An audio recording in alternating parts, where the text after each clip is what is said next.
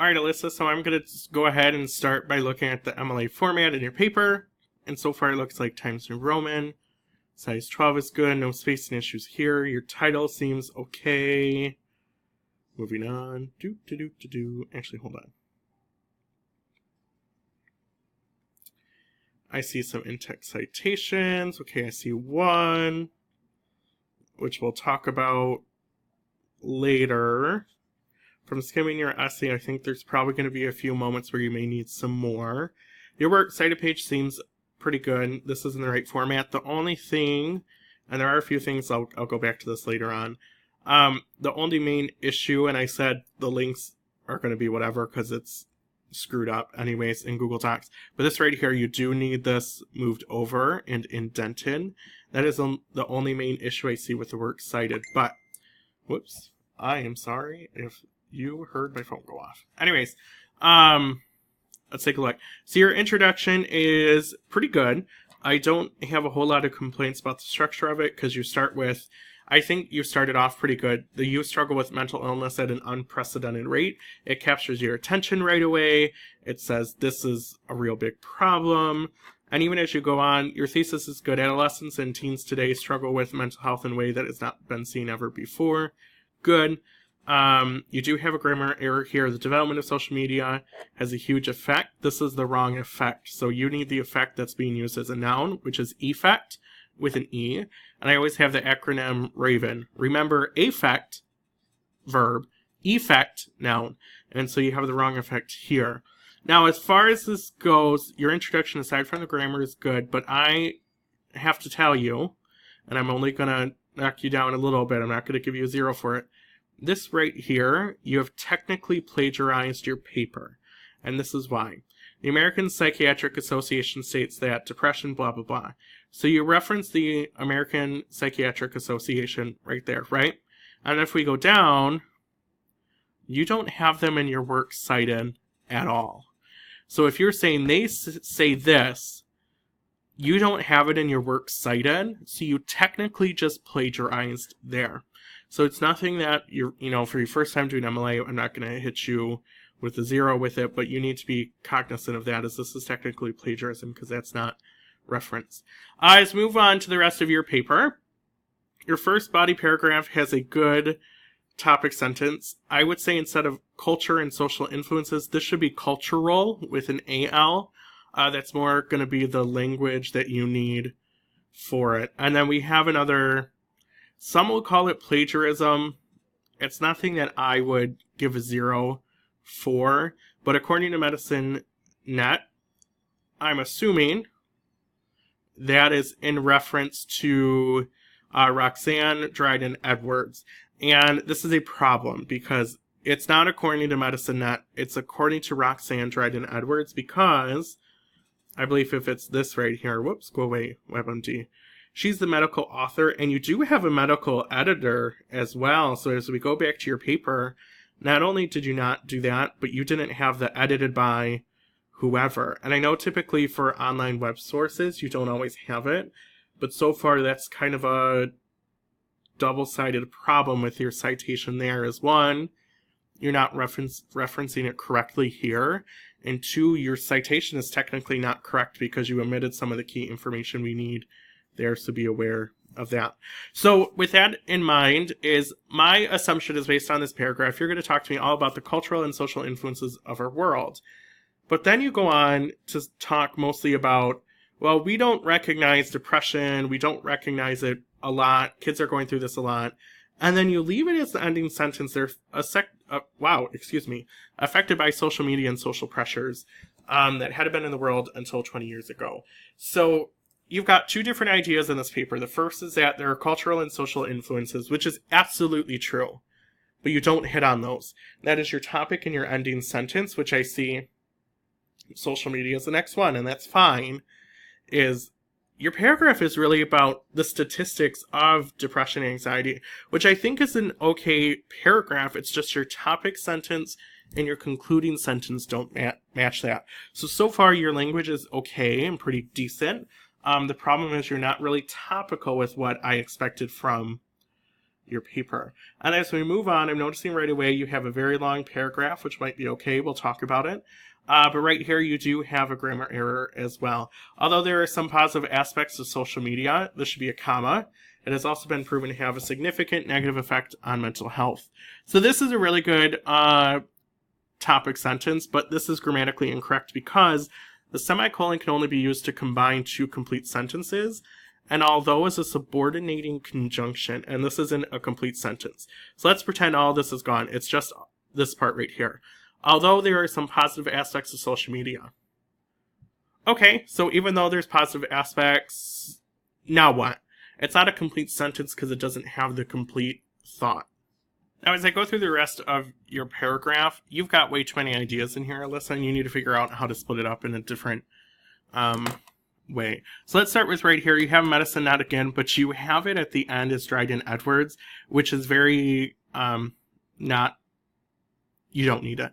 And honestly, you've already introduced medicine net if it was correct with Dryden Edwards, and you could just say some risk factors for depression prominently in girls include psychological risk factors. Wait, nope, I just said this out loud. Because you already put this here, this is totally redundant because this is just repeating yourself in here. So you need to say some risk factors for depression prominently in girls include low self-esteem, poor body image, a tendency to be self-critical, blah, blah, blah. And I can see the connection between this and the social media. However, the problem is, and I know it's out there, you need to have specific evidence about these being present in social media. And then the problem, and some other things that pop up, genetics, poverty, violence, isolation, abuse, blah, blah, blah. Social media will also hide in the risk. I don't think you necessarily need this because it just throws in this other factor like, hey, here are these 8 other things that are going to cause people to have depression or anxiety. But social media is also a factor. It's just not as relevant. Just having the point of social media causes these aspects is good enough.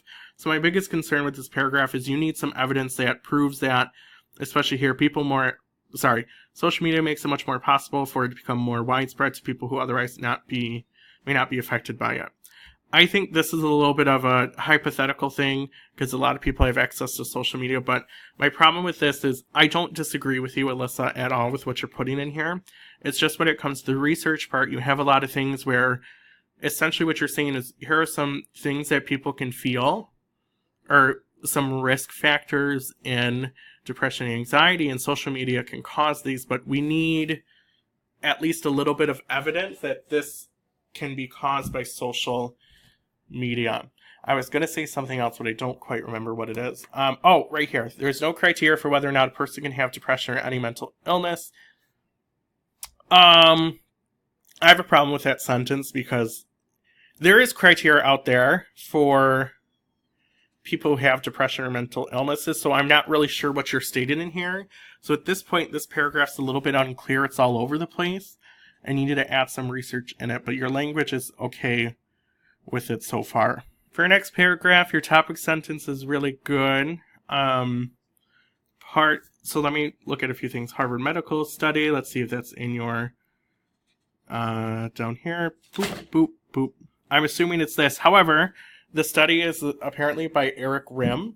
So this tells me, I'm going to highlight this and go back into here. Let's see if I can find it. Here we go. You need to start, the biggest thing that I'm noticing is you need to be attributing, go away, Harvard. Okay, you need to be attributing it to the author, and that's the biggest thing I'm noticing with your essay so far. I don't really see the author's name quite yet, but I'm not going to look into it too much right now. But that could be a concerning, but I'm sure it's there, so I'm not going to do anything. So imbalance of hormones related in a stressful situation could lead to depression. I think this needs a little bit more context about how these cause stressful situations. But the problem is, how is this related to they're put under more pressure now versus where they have been in the past? I think this is okay if you want to start talking about concepts of the brain. and how we can be put in stressful situations. But I think because you've already talked about reasons that depression and anxiety are on the rise, this needs to be organized differently, where you need aspects of how it affects the brain earlier and then move into how it affects the brain. So when we move on to your next paragraph, this is technically not correct. It's PH.D. It's Psychology Today. That's fine. Teens today feel a lot of pressure from parents, teachers, coaches, other family, and friends not to fail. So good topic sentence. So exactly as we talked about in the previous paragraph, this is the kind of buildup we need. The previous paragraph seems out of place. Because you've already talked about it being on the rise, and then you stop to be like, here's how the brain works, and now let's get back into how it's on the rise again. Okay, so as we move on with the rest of the paragraph, I'm going to tell you, I want to take a look at this real quick. So if we look, I pulled up the article you have.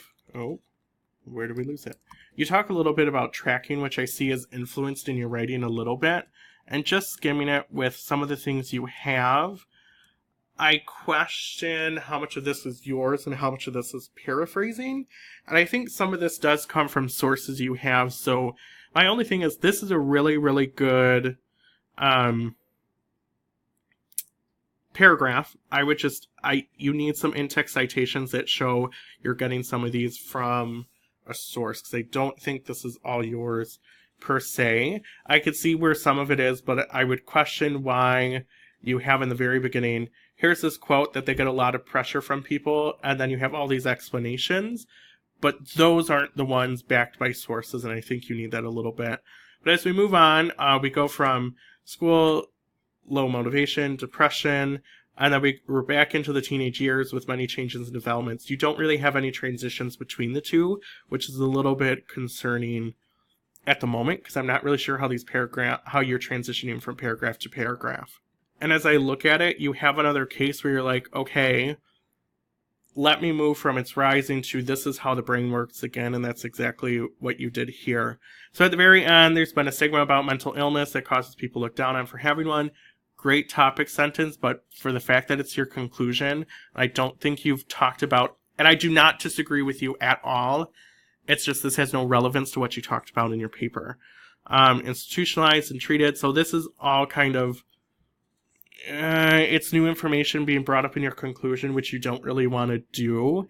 I think these are all valid points up to right here that maybe would fit in a paragraph itself, because I don't think it does anything with your conclusion about what your paper is about.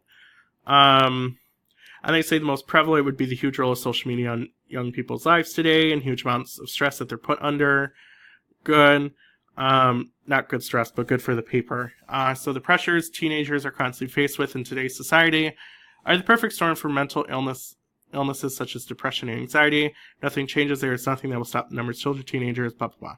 So this is actually a really good conclusion. And I think right here, this is pretty good because it recaps your paper and says, this is what we're facing if we don't address some of these situations. So overall, looking at the paper, I think earlier, Alyssa, you had a good thesis and you developed it well. I have two big concerns with your paper. Aside from the MLA concerns, which you're going to need to fix, your organization is a little bit off. I think you need to think about how you want to organize your paper. And I'll attribute this a little bit to me because I didn't have you do an outline I didn't have your class do an outline, which I'm seeing maybe I possibly should have, where I just want you to think, how are you going to topically go from point to point in your paper? Could you kind of go back and forth between it's on the rise, here's how the brain works, it's on the rise, here's how the brain works. And I think you need to find a way to either succinctly take those two ideas and put them into one paragraph. So if you have a paragraph on social media, talk about how the brain works with social media, because we got certain things in our brains that make us feel good, because every time we get a like, that honestly makes us feel good. So we feel that pressure building up. So that's one way to be topical of, here's how we increase it, because if we don't get it, then it just increases. So overall, your organization needs some concern. And the second is you gotta be more careful with how you do your in-text citations. There's a few instances where I think you've used some research, and I could be wrong, but it tells me you need to use some in-text citations. Do not be scared of them. It just tells us that's where you got it from. All right, let me know if you have